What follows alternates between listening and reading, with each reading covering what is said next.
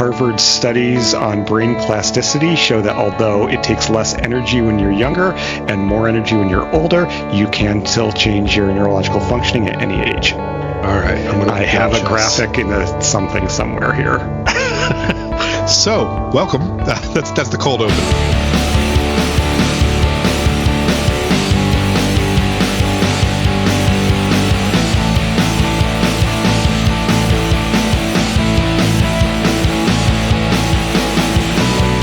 So welcome to the Insignificants, the oral history of Darling Waste.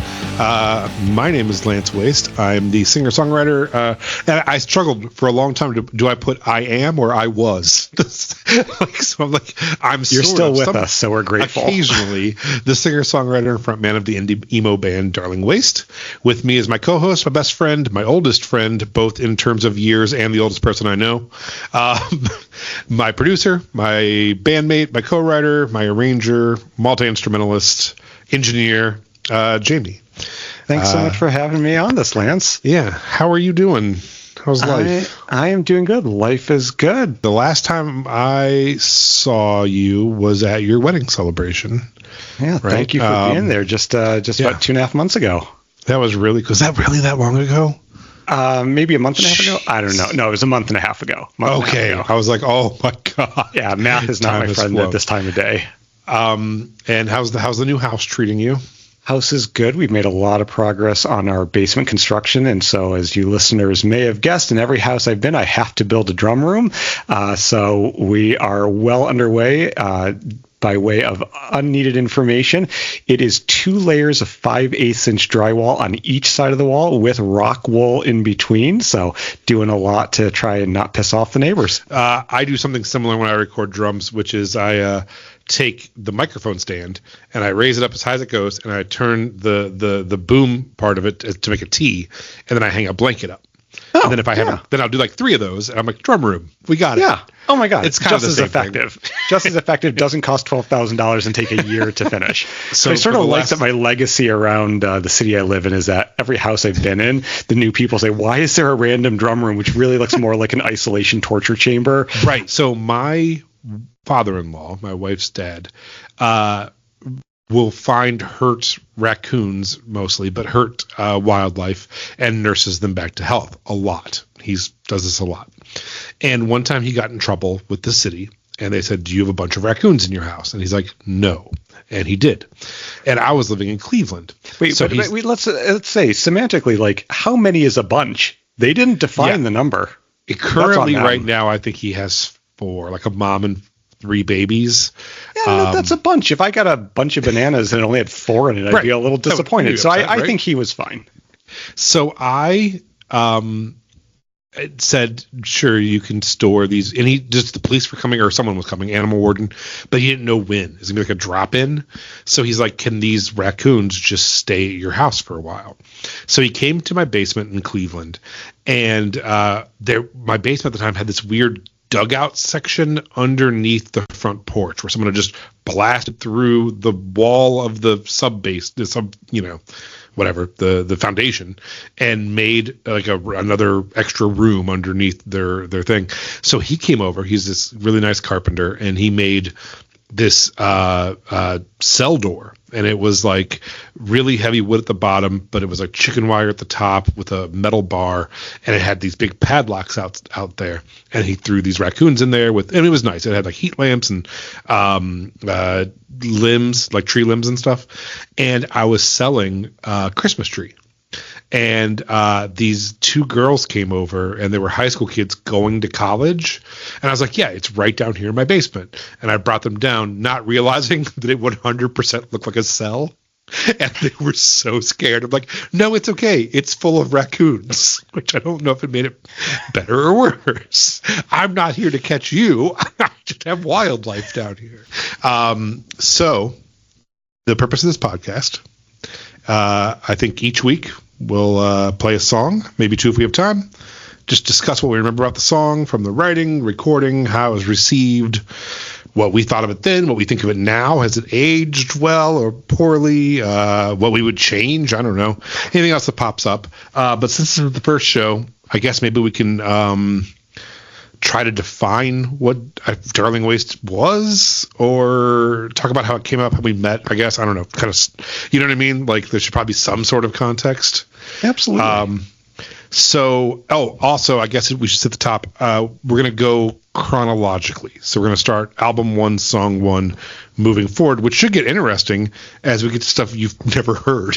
I was thinking I was involved through the first 6 albums to some degree. So the last 2 or so, I've heard the albums just as a fan, but less intensely than, spending hundreds of hours working on them. So those will be mostly you going, what were you thinking? This is horrible. Why would you do this?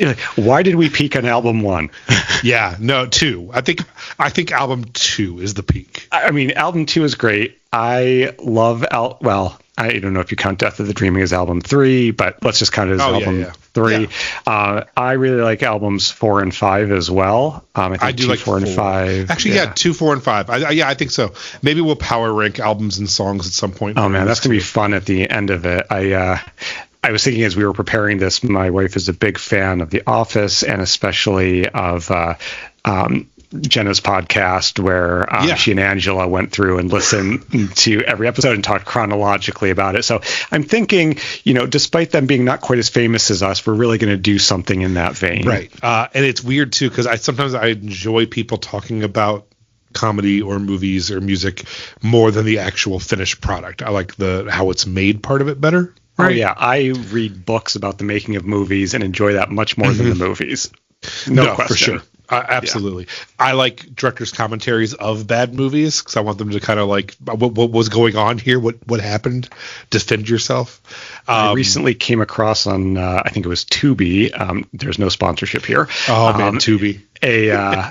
A movie that you had a VHS of when we lived together, and I remembered watching that movie, in my early 20s, and it was so bad. Every 5 minutes, I had to turn it off and watch golf. I was really tempted. It was a Freddie Prinze Jr. movie, and I cannot think of the name of it off the top of my head. And you owned it on VHS, and but I would watch the making of that movie. Yeah. Do you have a favorite director's commentary? So, like I said, I'm a big reading the books about it. So I just a couple weeks ago finished the book on the making of 2001: Space Odyssey, which was amazing because it really focused on the relationship between Stanley Kubrick and Arthur C. Clarke during the writing and creation of that. It was a phenomenal book. I am looking right now, and I'm gonna guess it was it 1999's She's All That? Where Freddie Prinze Jr. has to make an already hot girl hotter with Rachel Lee Cook playing the nerd. I was going to say, is the cover of it like pink or something? Yeah, it's like half purple and half orange. Yeah, that's it. Yeah. I do remember owning that movie. And it's I think that's actually like kind of a cliche now. It's, Rachel Lee Cook's already hot. Right. She just has a pair of glasses on. And they take the glasses off. They're like, holy shit, Rachel Lee Cook's really hot. I'm taking my glasses off right now then. Oh my God, we had no idea. I know you already wanted me, but I'm married this entire time. So. It's just a whole nother level now. But also, you don't look as smart now. Right? Isn't that a horrible thing? You can be smart or you can be attractive in our society. And do you want me to respect your body or your mind? You tell me about wearing glasses. Boy, I don't know. That's a tough one. I don't think you've ever respected either. So, one of my favorite all-time, and I did not know that it was going to be an all-time favorite director's commentaries, is the not new now, but the newest Blair Witch, the one that tanked. I thought it was pretty good. I bought the DVD, and it's 2 directors. They found out that their movie was going to bomb the day they had to record the director's commentary. Like, as they were going into the booth, it was like the first week of the movie, and they're like, it's getting pulled, it's a disaster, you're never going to work again. So the whole commentary is, the reason I like this scene, it really works because, I guess it didn't work. I guess everyone hates it, but I don't know, I liked it. And it's just 2 dudes realizing their careers are over in real time while watching the movie that ruined their life. Oh, that's amazing. I really enjoy it. Do you know if either of them went on to do anything still in the industry, or were they blacklisted at that point? Let me see. Hold on. The director, so it's Adam Wingard, who that name sounds familiar. Godzilla versus Kong. He went on to do the Godzilla and Kong verse, which is awful, but whatever. Kong, the New Empire. Yeah. So, okay. So Adam rebounded. Let's look at his partner, Simon Barrett, the writer. Let's see if Simon did anything. Oh yeah. Always blame the writer. Simon did not recover. I'm sorry. He's Simon known for VHS, a found footage horror movie. You're Next, a 2011 horror movie, and The Guest, a 2014 vehicle. Nobody. That guy just looks like he would be famous, but he's not. So no, he did not. I hope that you have found a wonderful and fulfilling alternative career that brings you more joy than writing movies did. I sincerely hope that for him. So, okay, meeting you, how we met. Mm-hmm. So Darling Ways technically kind of started bizarrely September 10th, 2001, the day before September 11th. We had me and some random dudes, this kid named Nick, and I don't remember who else was even there, met in a garage and jammed some songs. One of them actually made the first album. It's horrible. We'll have a whole thing about that later. I was recording at this place in Akron. We recorded a bunch of, demos or sketches of what the songs would be. And they did not have a piano that was in tune, was the main thing. And we kind of got all the guitars recorded for what we thought was the full album. And we were down to just, I need a piano. So this was in the olden days when phone books still existed. I don't know. Are phone books still a thing? I don't know if they're still a thing. I have occasionally seen them, although I have asked them to stop mailing them to me because I want the trees to exist. Right. But it's pretty much just advertisements now. So I went into the yellow pages and I started calling recording studios until I got a hold of you. And you were working at a recording studio in Cleveland that had a piano. I think you had a Baby Grand, right? Yeah, it was a Steinway. I almost want to say it was a B model or it was an O model. I can't remember, but it was about a 5.5, 6 foot older Steinway. Piano. It was all right. It was not in the best condition and really needed some significant servicing. It also, is that the one that had the glass top? Yeah. That didn't help with sound. It's really weird. A Steinway with a glass top. Yeah.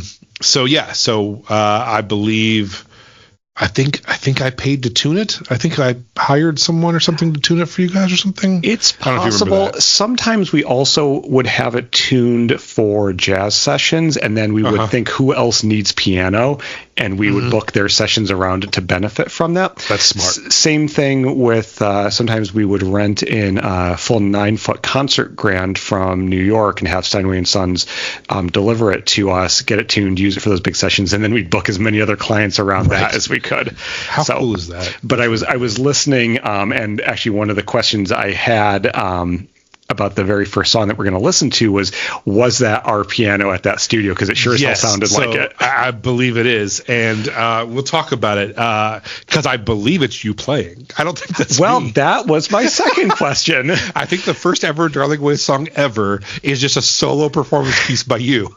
Who doesn't play piano, but I could tell from the inversions and some of my interesting time choices. Yep. I had a feeling, and boy, that was cringy this morning when I listened. Let's jump in and play it. Let's do it.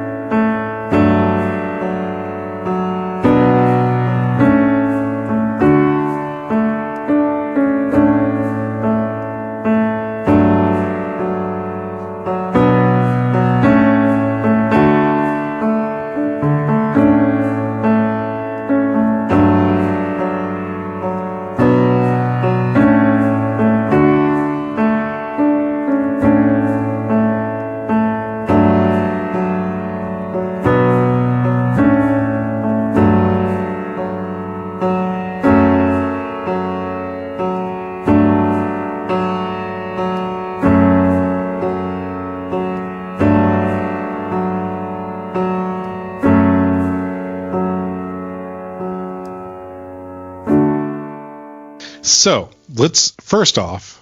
There's so much. I think we're only going to get to this song on this episode. I don't think we're going to get to the second one. So a couple things. First off, there's 7 seconds of silence before the song starts. And Do you know why? I believe that was intentional on your part. Do you know why? I have. Do you know what I was emulating? Have I ever known 9 Inch Nails? It had to be, right? Yeah, close. The answer is always going to be Counting Crows. Okay.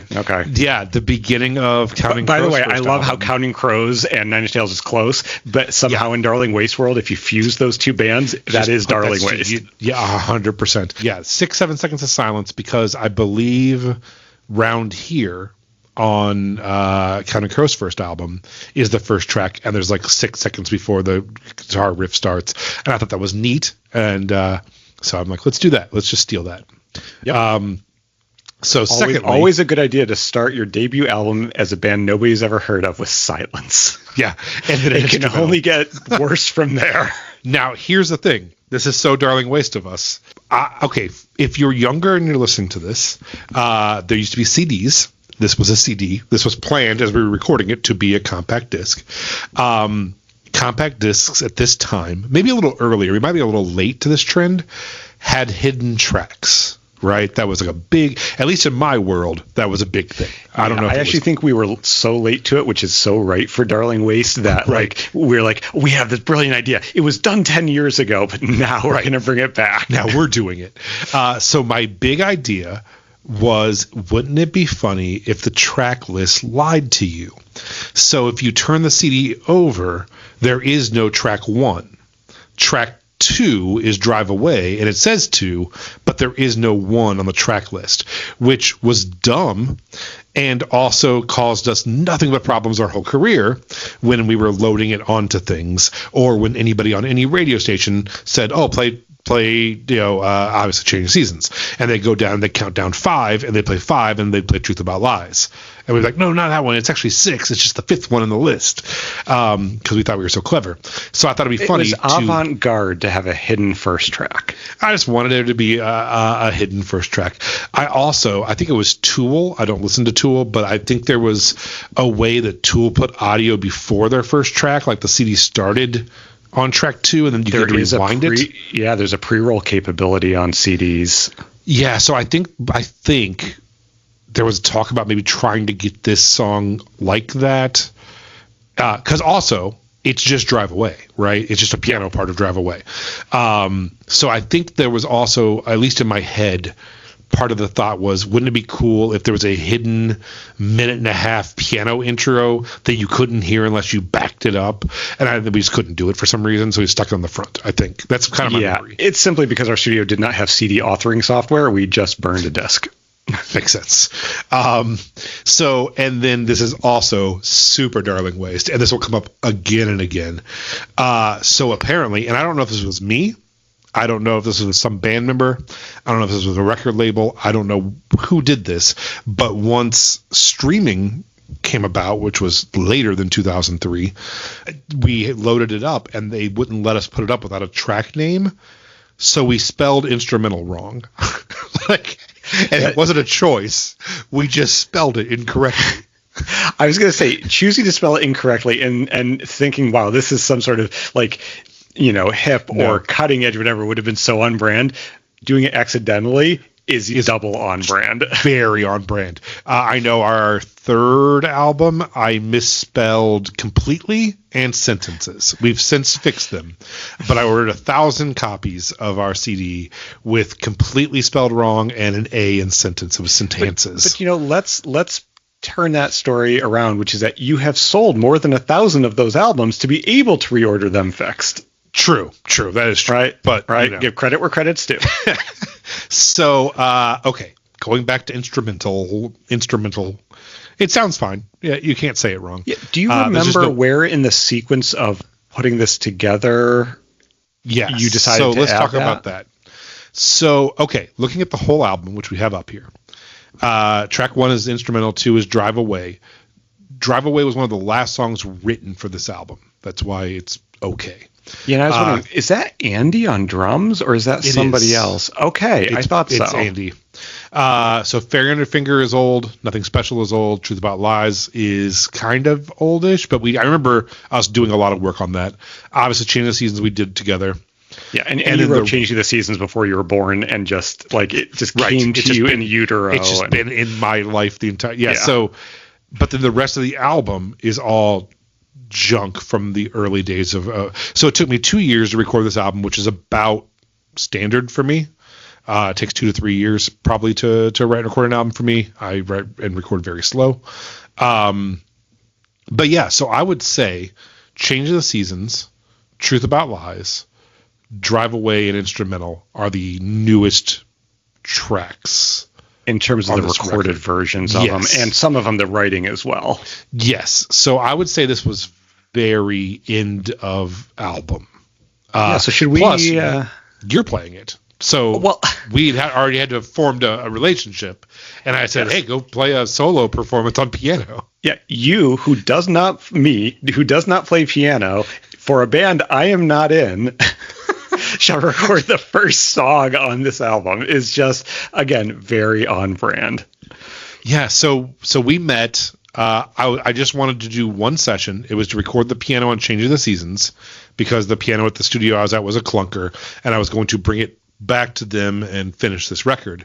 And then we just really hit it off, right? I think is that fair to say? More than hit it off. I mean, we have been best people in each other's weddings, and we have maintained a 22-year friendship at this point, almost 50% of our lives. So I'd say that's hitting it off. Yeah, we're really old now. Don't do the math, people out there listening to this. Yeah, I remember I came home and I was like, oh man, I think I'm going to go back and do some more stuff there. And then I ended up getting, at that point, we were recording on ADATs, which is also going to, everything we say is just going to date us more and more. Yeah, I was going to say, does anybody out there in the world remember what an ADAT is? It basically was the shell of a VHS tape with higher quality magnetic tape, recording with a helical scan head as an 8-track digital recording, and you could synchronize multiple machines. There you go. I knew none of that. I knew it was 8 tracks, and then you could synchronize a bunch. And that's what I was trying to remember was the original recordings all just 16 tracks? And then as we fleshed things out, we added that third one, like at the 32? Other studio. Well, we went to 24, I think. Okay. But I didn't remember if the other studio was just 16. Mixer. Yeah. My guess would be 16, yeah. That would be my guess. And it was a very stressful time. At one point, because I was, out of high school, right? Just out of high school doing this record. I was in a high school band that got kind of popular. I was just playing bass for them. And I actually wrote Changing the Seasons and Fairy Under Finger and Not Around, I believe. Oh, and I'm Not Like You. Those 4 songs were all written my summer after high school for this high school band that then kicked me out for being the bass player and writing songs for them and said, no, you do not. And I was like, this record was recorded out of spite. I'm like, fuck those guys. I'm going to make the biggest, best band on the fucking planet and show them that I'm better than them. Well, you certainly did have a much bigger, longer career than they ever did. No question. Yeah, but they probably have like real lives. I don't know. You've got a 20-year head start on me. You've got a wonderful family. You got as quote a real life as possible. Something I honestly was not sure that I would ever see you doing. I figured you'd be 70 and still out there. I am playing a couple shows this. Okay, good, and I really am proud of you, and I know you will never retire. But empty threats. It took us 2 years to kind of do this, and at one point they pulled me aside, and I was probably 18, 19 years old, and they said, "Listen, man, the writing is pretty good for your age. You can't sing for shit. We can bring you in singers. I can sing on your record. Like they're like, but you cannot put this out with you singing it. It's awful."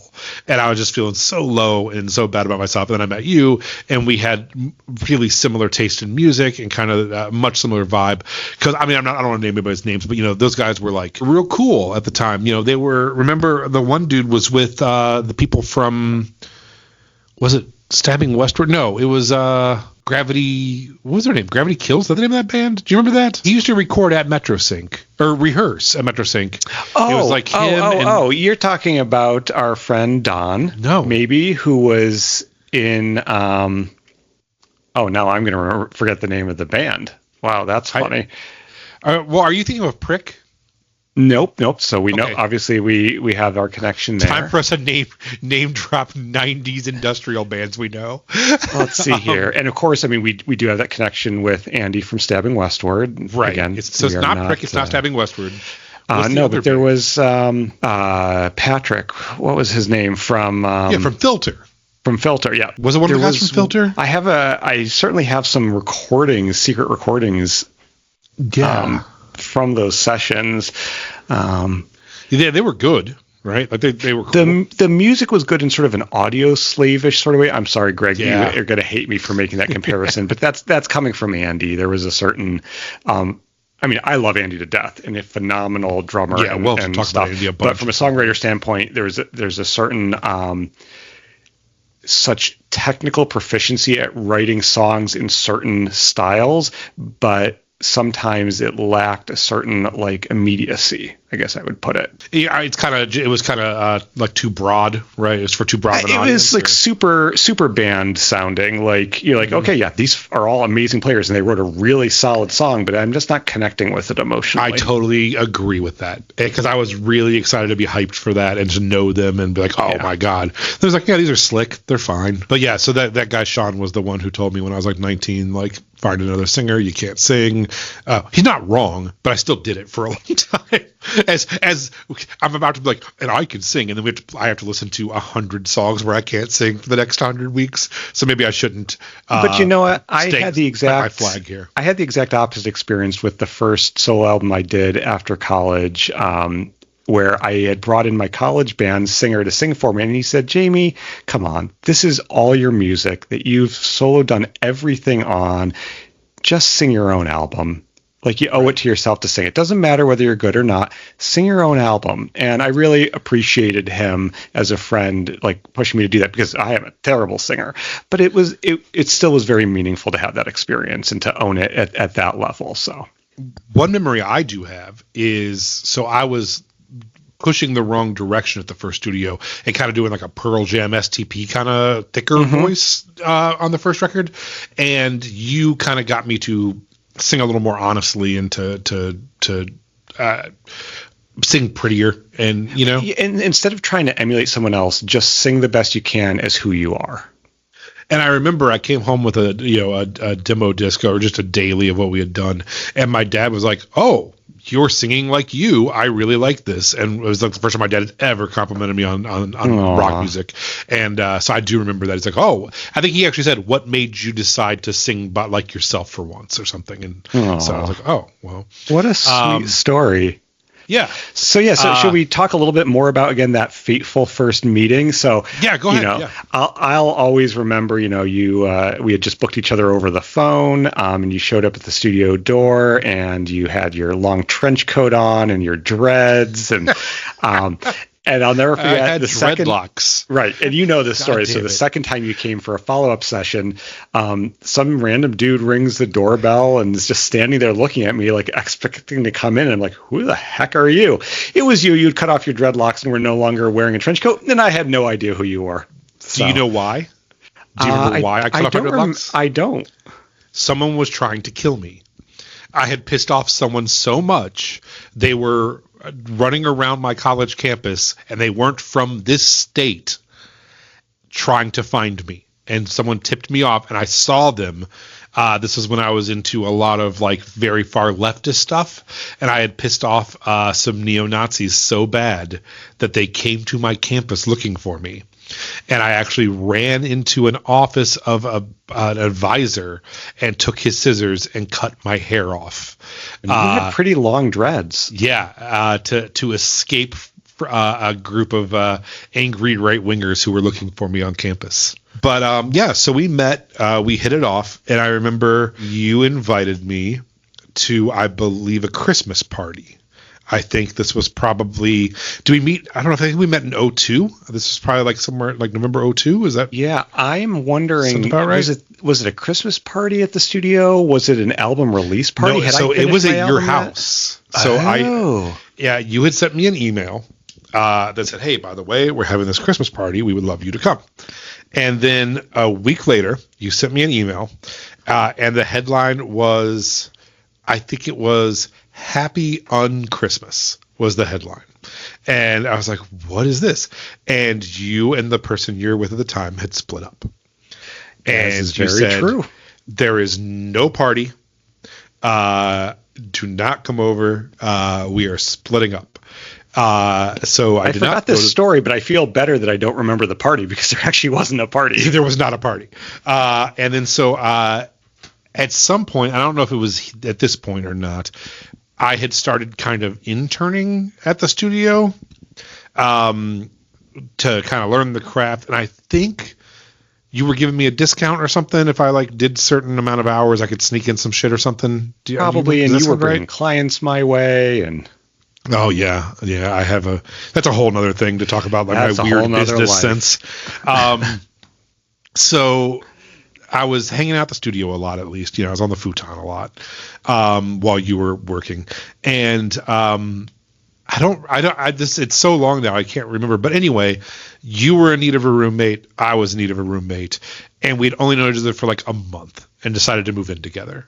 Is that about fair? That's in the basic timeline. Yeah. I mean, certainly right. I remember when the split, with my partner at the time happened, and we did move in probably within 6 months of knowing each other, I think. Right.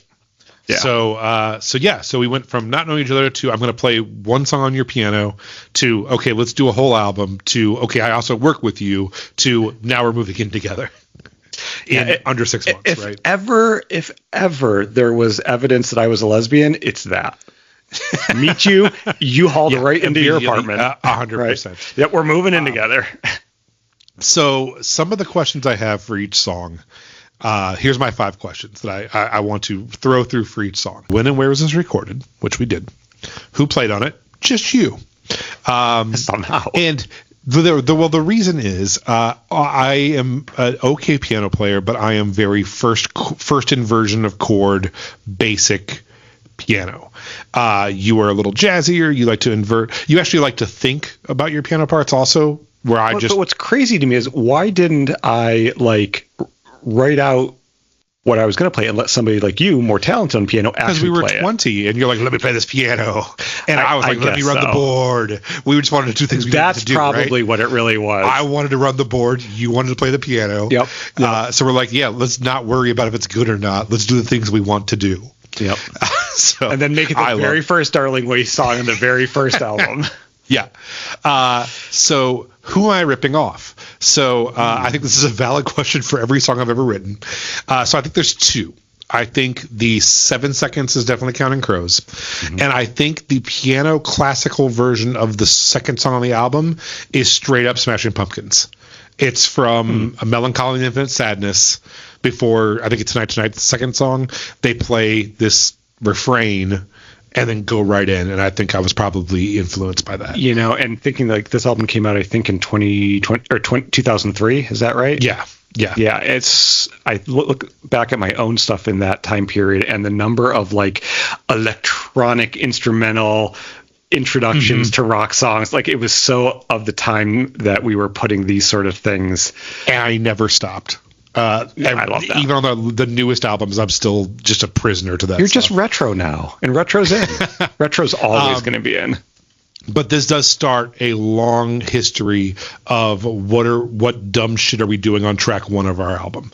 I think there's probably only 1 album, maybe 2, that actually just starts. So the last 2 I don't think are fun for this one. How was it received? I don't think anybody ever gave a shit about this. I don't think anybody ever talked about it.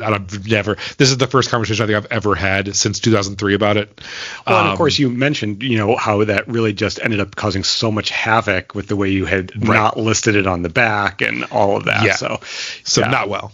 And then have we played it live? Never. I don't think we ever once ever attempted to put a piano intro at the beginning of Drive Away, or some of the later album track 1 cuts that were instrumental we would walk out on stage to, but we didn't have that technology yet, so that wasn't something we were doing.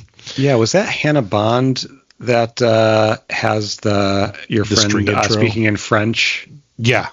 Yeah, I for whatever reason came across the video of it on YouTube the other day and watched it and was like, yep, Yep, that's entrance music if ever I heard it. Yeah. Okay, I think I'm good talking about that. Somehow we made it through a song. So next week, we'll be talking about Drive Away, the actual first real song. And I thought it'd be fun at the end to do just a recommendation for the people. If they made it this far, a little treat on what we're reading, watching, listening to, that kind of stuff. Do you have anything to recommend to the fine folks? Well, what I would say is my wife and I are going up to New York City next week, and after many years of rehearsing, apparently Keanu Reeves and Alex Winter from Bill and Ted right. and a few other things waiting for Godot, and we have tickets to see them. How cool! I saw the stage set for that. It looks amazing. I just want to see Keanu after years of prep be a stage actor. I'm very excited by this. Whatever happens, I love him dearly, and I'm very excited. So that's for me. What about you? What would you recommend? Well, that's a fun thing, and I think this is going to start a whole thing forever. I want to, by the end of this, do a tally of how much more highbrow your recs are than mine. I'm going to recommend K-pop Demon Hunters on Netflix. Okay, so I was training some staff today, and they mentioned it, and I said, "Is it really as good as everybody said?" And they said it really is, and that you will love all the music. Great. So the music's phenomenal. I think I'm going to download it and watch it on the train ride to New York, maybe. My children love it. They had a combined birthday party this year. It was K-pop Demon Hunter themed. I did my favorite thing at a public function, and I DJ'd my children's birthday party instead of talking to other adults. We had 70 people, nice. And it was in a park, and I started DJing, and I brought my speakers. So then other people from the park just came over, and we just had a kind of a party. And I just DJ'd this impromptu 3 p.m. on a Sunday party. And I dropped a K-pop Demon Hunter song, and this little girl who I don't know goes, "This is my favorite song." And it was just, I love DJing for children. It's a thing I've done for my whole life. I love anything in music that gets kids that pumped. So we had a great time. I DJ'd for 3 hours in a park the other day for free. That's awesome. Children. I can't wait till some of our story at some point gets like some of the stuff at the skating rink where you used to. Yeah, I hope some of those stories will come in. Oh, for sure. Awesome. Well, it was great catching up with you. And we will do it not next week because you'll be in New York, but we'll do it the week after that. And thank you for doing this. Do you have any parting thoughts, words? Well, I just thank you for lots of violent reactions, but I have a pan next to me that's been catching them all. So nice. No, I just thank you for creating this opportunity. And as we were joking earlier, if this is nothing other than two friends getting some extra chance to hang out over the couple hundred miles that separate us, it's truly, I love that we're doing this, and I hope people enjoy. Awesome. All right. Love you. I will see you in a couple weeks. Sounds great. Bye, my friend. Right, bye.